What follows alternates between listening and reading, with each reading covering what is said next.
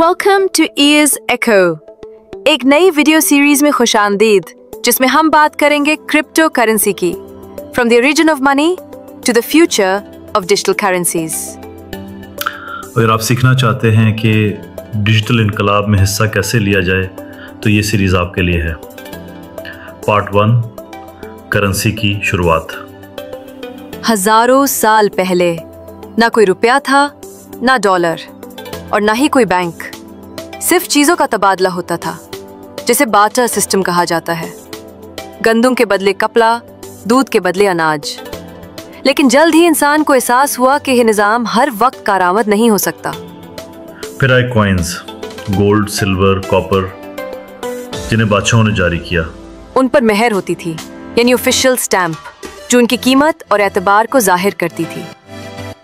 फिर आया कागजी नोट और दुनिया ने फिएट करेंसी का दौर देखा, यानी ऐसी करेंसी जो हुकूमत कंट्रोल करती है। फिर आया इंटरनेट और दुनिया तेजी से डिजिटल होने लगी। अब आपको कैश रखने की जरूरत नहीं रही। बैंक्स ने दिया एटीएम, क्रेडिट कार्ड्स। और अब आपके मोबाइल में वॉलेट है, जैसे इजी पैसा, जैज कैश, यू पैसा, नया पे। ये सब कन्वीनियंट सिस्टम्स हैं, लेकिन एक बात याद रखें, ये सारे सिस्टम्स सेंट्रलाइज्ड हैं, यानी कंट्रोल है हुकूमत या बैंक्स के हाथ में। लेकिन सवाल ये है, क्या कोई ऐसा निज़ाम मुमकिन है जहां पैसे पर किसी एक का कंट्रोल ना हो, जहां आप खुद अपने पैसों के मालिक हो? The answer is yes. ऐसी करेंसी मौजूद है जो ना हुकूमत के कंट्रोल में है और ना किसी बैंक के। यही है cryptocurrency, a decentralised form of money. आगे क्या होगा? ये तो था सिर्फ आगाज।